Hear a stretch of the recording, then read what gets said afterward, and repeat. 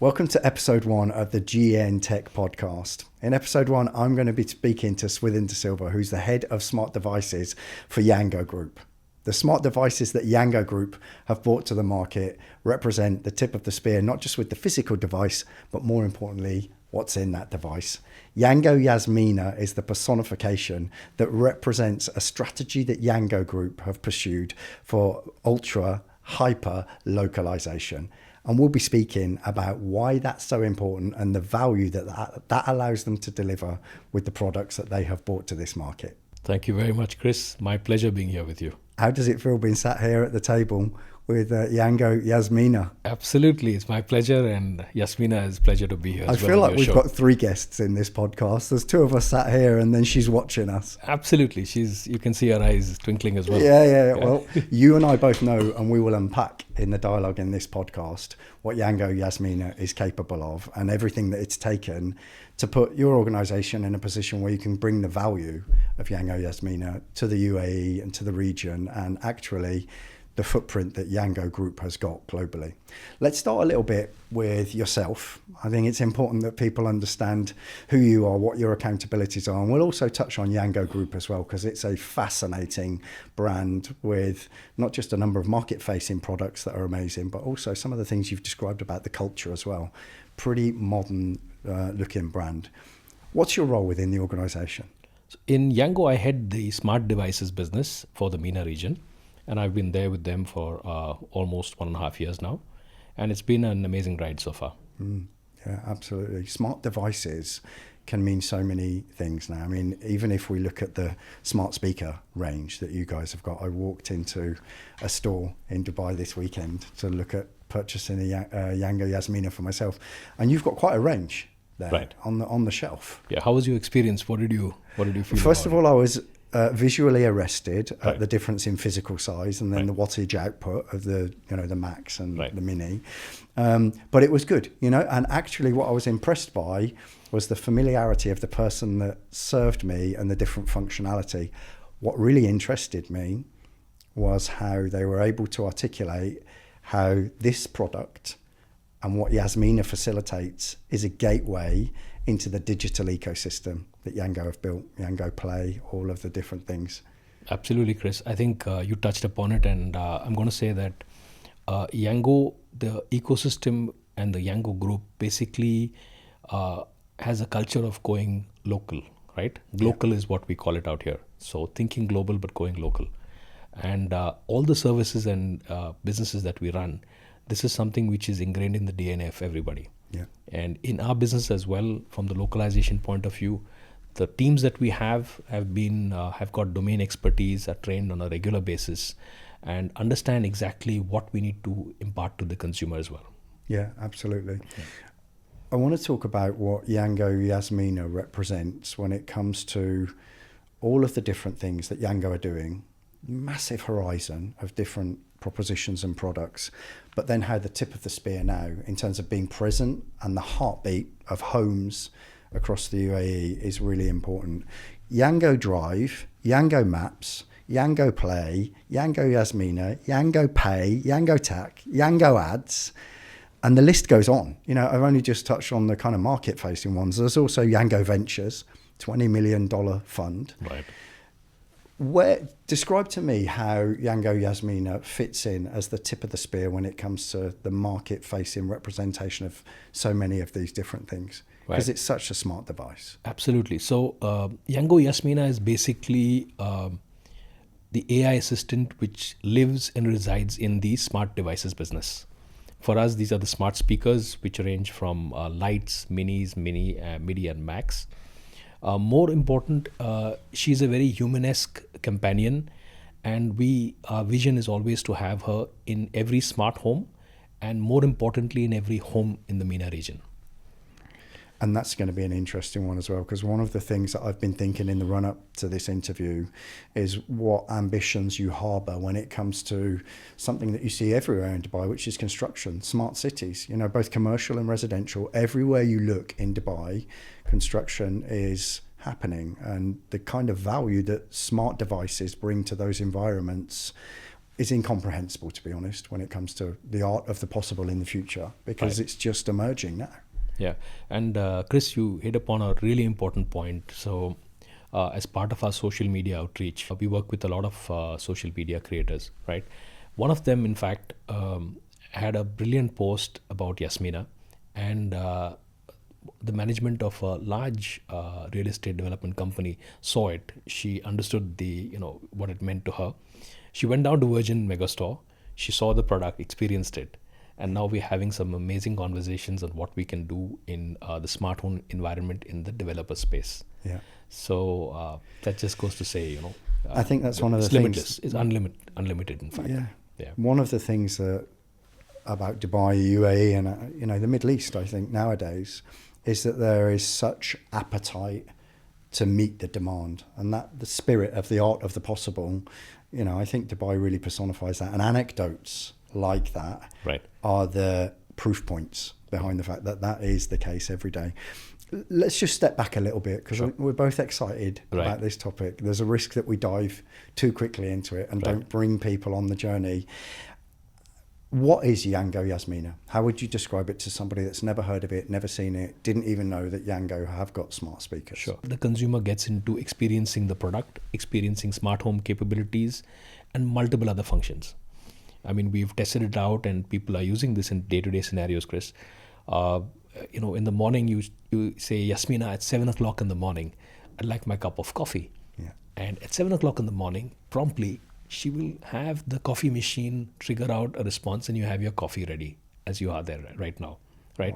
Wow. People work in the day, so they say at 2 o'clock in the afternoon, can you get the pet feeder to kind of, can you get the pet feeder to work and for the pet? And 2 o'clock at clockwork, the pet feeder will feed your pet.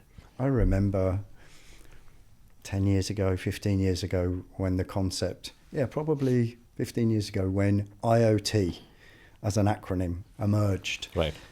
And now here we are sitting at a table with the product that facilitates what that concept was when it was just being spoken about. Right.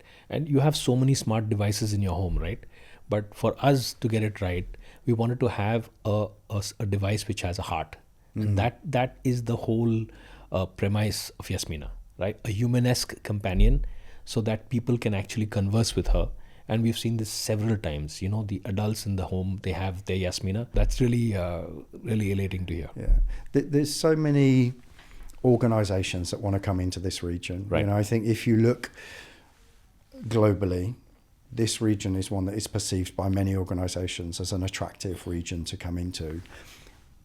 I don't think many of those organizations look towards the localization, the hyper-personalization for the region that you guys have pursued in the development of this product. Why is that so important as a signature to the Yango style of bringing products into the region and realizing them?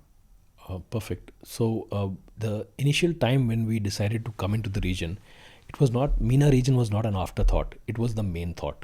So we said, when we come in, we're going to localize, and we're going to really localize the product with cultural relevance, intuitiveness, etc., which will resonate with the people of this part of the world. Yeah. So it took us 2 years, Chris. We've hundreds of people across the GCC region have worked on the language. We had linguists, we had professors, we had people with specific expertise in the cultural sensitivities, historical significances, working on Yasmina to bring her to where she is today. In addition to that, we finally had to get into a studio, because we realized the voice of Yasmina was going to be really important, right? Yeah. So we had, it was like virtually like a Hollywood kind of a casting happening. And then finally we got the right person who was, full of life, bubbly, empathetic, sassy as well. And that's how the voice of Yasmina is now. And she's a celebrity. You literally did that like a casting session? Absolutely. How many people applied? Can you remember? Hundreds. It was a big thing, and she's a celebrity in her own right now. But wow. Yeah, it was amazing. Yeah. So that's how Yasmina kind of formed. It took us 2 years.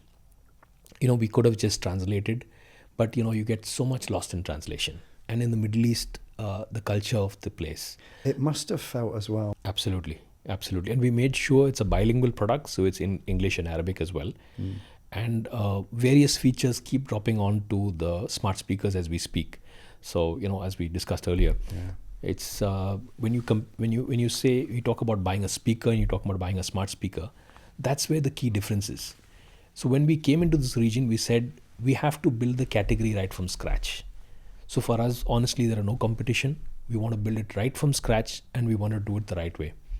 That's why it took us so long. Yeah, just from the notes of us talking and preparing for this, it reminds me of something that we really enjoyed talking about before we turned the cameras on, Right. which was around the nuances of cultural intelligence and the importance of that as well, anywhere, Right. but especially in this region, because you've got that within the family, you've got that within the home, but you've got that, it's really important because there's so many different cultures as well.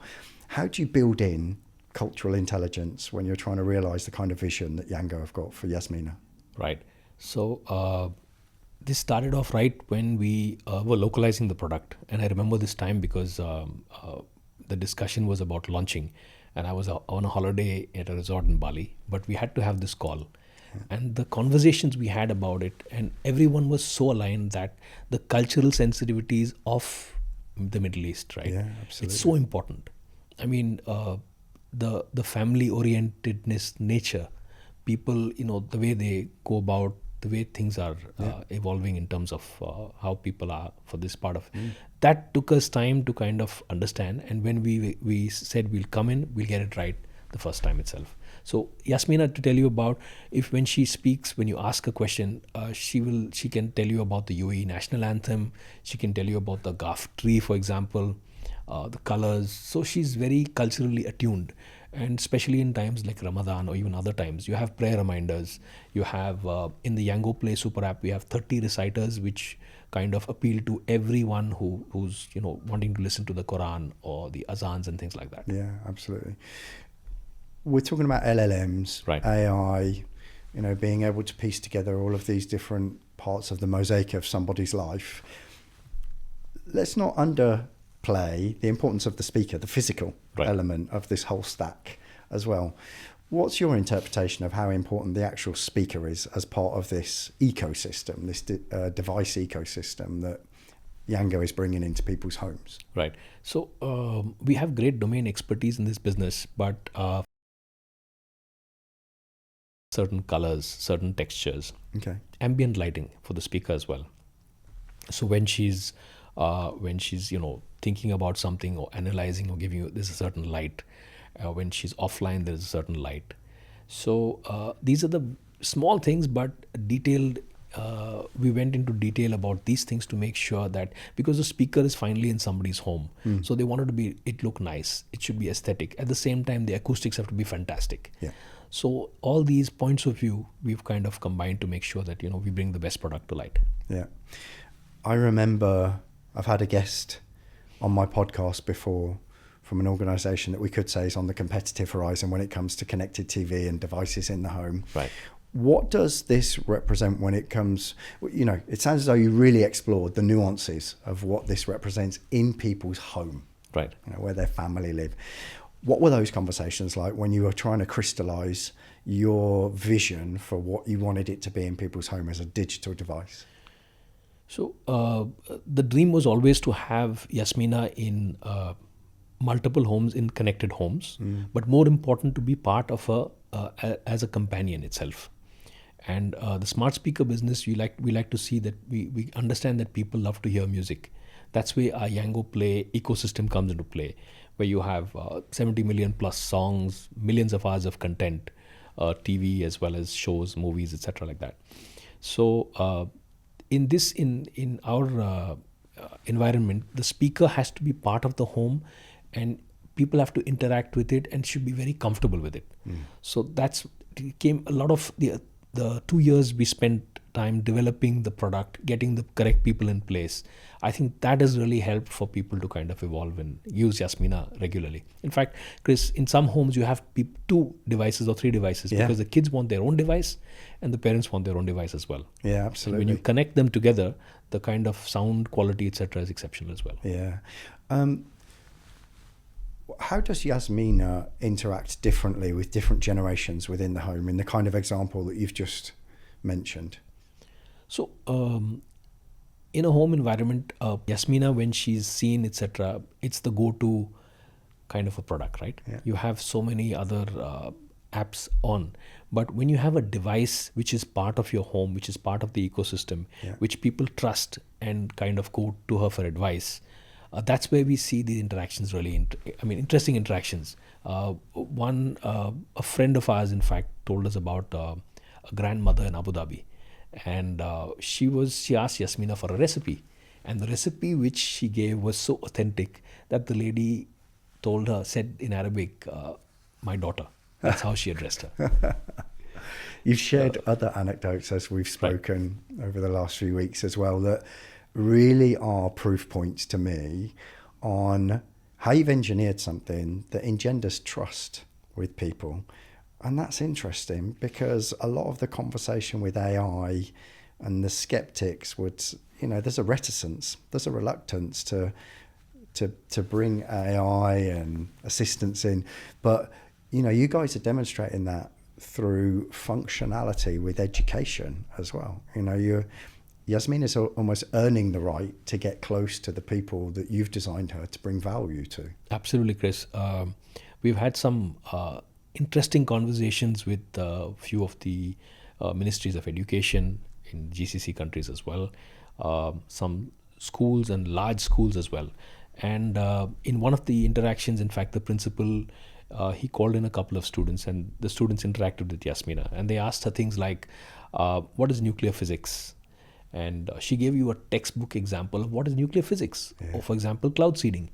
And a simple thing to break down a concept, we of course taught them how to engineer the prompt, and they said, what is the meaning for a 5-year-old? And then she explained it in such layperson's language that everybody understood it.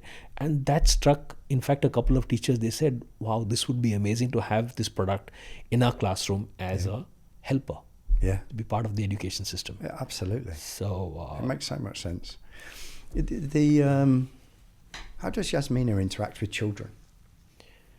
If I think of a household, right, different generations, it's really important, and potentially the generation that can get most value from Yasmina are the kids. Yes. Right? From an entertainment perspective, but also educationally.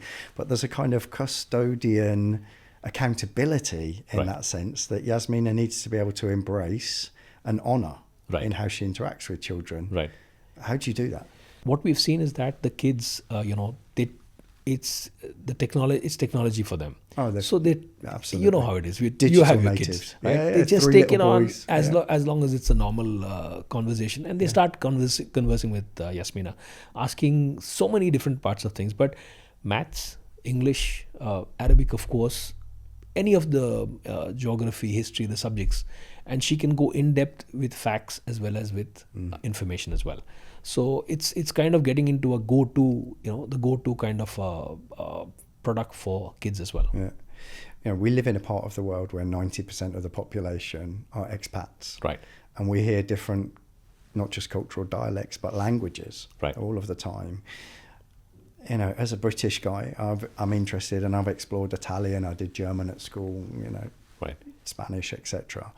But when I was researching Yasmina, the opportunity for Yasmina to educate whoever at whatever age on languages as well is something that she's equally as fluent at doing as the recipe for the grandmother. Absolutely, Chris. Translation feature dropped about a couple of weeks back onto the devices, and the 190 nationalities that live in this country, when they start understanding that Arabic, they would love to learn Arabic. You can do it in the comfort of your home, simple language. At least you will get a real sense of the language. Yeah. And this is where we see a great. What are the ambitions that you harbour when it comes to the wider horizon of value? Because although we're talking about a whole spectrum of amazing features and functions, I still feel like you're at fairly embryonic days when it comes to the possibilities that come with something like this and the way that this region moves. Where's your vision? So, for example, in property, residential, commercial, smart cities you've mentioned. Right. I think, as you write, we're just scratching the surface of the iceberg. because in real estate development, for example, developers across the region, if you have once you have a device like Yasmina, which can actually turn on and turn off the lighting systems, the curtains, so many other features, right? You can even integrate it into building management solutions. This is just one part of the use cases that we are having conversations with. There are telecom operators, for example, that we're talking about, which the capabilities of Yasmina to get into the smart homes of their consumers. Here in the UAE itself, you have 1.5 million smart homes, interconnected devices, and so that's another conversation. Education is another part of it. So these are the various opportunities which are arising, and more coming up. The opportunity to accelerate market penetration is hard to comprehend, right. I think. There's so many different things that not only Yasmina represents, the speaker represents, but then the Yango group behind that. It's crazy. I want to get nerdy for a second with you, Swithin, because I think part of the audience that are motivated to follow this podcast will want to know this. When it comes to the tech, what's behind the curtain? There's a lot, Chris. There's a lot happening behind it. So whilst we are on the device and the devices, and we are wrapped around, of course, the super app, that's Yango Play, a consumer can actually get onto a Bluetooth mode and kind of play their own music as well if they need to. But at the same time, they can access all the different services that we have in Yango Play, the digital content, the music, the television as well as the to pair their devices with other devices in the ecosystem, smart home ecosystem. So as I mentioned to you earlier, the pet feeder, robotic vacuum cleaner, that happens with the tech which is under the hood, basically. Yeah. I was going to ask you about that, so then, because you dropped a comment earlier in the podcast where you spoke about features, functionality, downloads, upgrades to the devices. Right. Does that happen? You push that to the device, and then there's a complementary marketing campaign around the extra features and functionality? Absolutely. So that goes hand in hand. We keep updating devices and updating the latest features onto the devices, so that the consumer keeps getting surprised by something new, which we're kind of helping him. Last time it was the maths feature a couple of months back, where you can talk to Yasmina and actually ask multiple questions in maths, and she gives you a perfect answer, right? So I think that keeps the customers engaged, and that's important for us as well. Internally, how do you guys measure Yasmina's intelligence? Because this is obviously, an LLM is learning all the time. It's getting input, it's getting all of the rich, varied texture of input that a device in this region would. What are you looking at internally when it comes to the growth of the asset at the heart of Yasmina? Right. So for that, we have the Yango AI suite, and that tech is developed on a regular basis to make sure that the LLM itself develops even further. And from analysis that we have, we can understand how important it is to kind of update and to make sure that the relevance of the product always remains and exceeds the customer's expectations. So that's something that we take it very seriously. We have a complete team involved taking care of this. Yeah. Have you felt in the evolution, from concept through to where you are now, with very genuine, tangible market presence, that the culture within the team, it must have been super exciting in the 2 years where you were building everything, then you've got the moment of the product launch. What's the culture of the team internally as you see something that you've created start to evolve and blossom? I think culture within the team, Chris, we've had, when we talk about localization, I think in our team itself, we have 100+ years of expertise in the region. That's to give you an idea of how connected we are with the business itself. Yeah. But apart from that, things like we were in Dubai Mall a couple of weeks back, and we saw a little girl at the Virgin stand, and she was chatting with the speaker. And then she told her parents, she said, my Yasmina is talking in whispers with me. And they were smiling, right? Because we have a feature called Whisper feature, where you whisper to Yasmina and she whispers back to you. Wow. Right. So, and that's really where I think business leaders, marketers want to see consumers so happy that that word of mouth publicity will spread, and actually we can change people's lives by this kind of technology. Yeah, absolutely. It's interesting because quite often when we look at tech products, it's the small difference that makes a big difference. And that particular story about the interaction that Yasmina has with that little girl's life, the whisper feature, right, is of the whole product set, right, small thing, right. But that's what that little girl remembers and talks about. Exactly. I mean, she could have remembered fairy tales. She could have, because Yasmina tells fairy tales, or you can ask her to tell you a story about Chris, and she will tell you a story about Chris. And if you want it to be about a particular, topic like Chris and, for example, his game of golf, she will tell you a story about Chris and his brilliant game of golf. There's a few people with stories about my golf. You might be one of them one day. One day, Chris. I think it's absolutely amazing. I want to talk about, now you're at this stage, right? You've got a number of different ambitions, a massive horizon to pursue. How do you make the decision about what to do next with a product like this? I mean, when you've got so many options, part of the problem is that there are so many options. What is it? Further integration into daily life?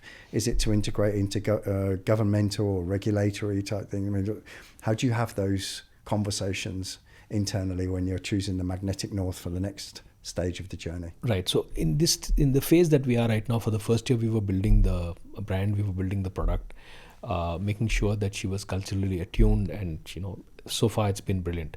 Next stage for us is to make out use cases which are coming in, and the discussions we are having, to customize those use cases and actually populate them to multiple areas of business. Like, as you said, government is another big opportunity for us, and discussions are underway. Telecom operators, real estate developers, education. And these are the areas where we believe we can really touch people's lives and make a significant change in a consumer's life. Yeah, absolutely. I think it's an amazing opportunity to step into spaces where the necessary regulatory environments might prove to be intimidating for other brands. Let's just not go there. It's too complicated. It's regulated, all of that sort of stuff. But, what I see with the way that you guys operate is the opposite. Absolutely the appetite to go and have the conversation with the telco operator or the government department and become part of the fabric of their ambitions, a facilitation tool. Absolutely, Chris. And the reason why we chose UAE as the market to launch, because UAE is the window to the Middle East. And you can see the AI ambitions of the country. I mean, we're talking about the top 1-2 places in the world right now, right? And whenever the government makes a decision about where they want to go, they make sure they're there, and they're in advance, in fact. So I think we like what we're seeing out here, and we want to evolve more and more in terms of the AI businesses here. I'm going to ask you a final question, and it's a personal one about your relationship with Yasmina and this chapter of your life and career. If you had to describe Yasmina now in one sentence, how would you do it? What would that sentence be? I think it would dovetail into the UAE's AI ambition of 2031 to be the foremost player in this business. And for me, I would think Yasmina would be the artificial intelligent heartbeat of the MENA region. It's been amazing having the opportunity to do this podcast with you, Swithin. I wish you all the best for whatever happens next with Yasmina. I will be watching what happens with Yango Group, because I'm sure there's more innovative stuff up your sleeve. But thank you for being the guest on the GN Tech podcast. Thank you so much, Chris. It's been a pleasure. Totally a pleasure. Thank you so much.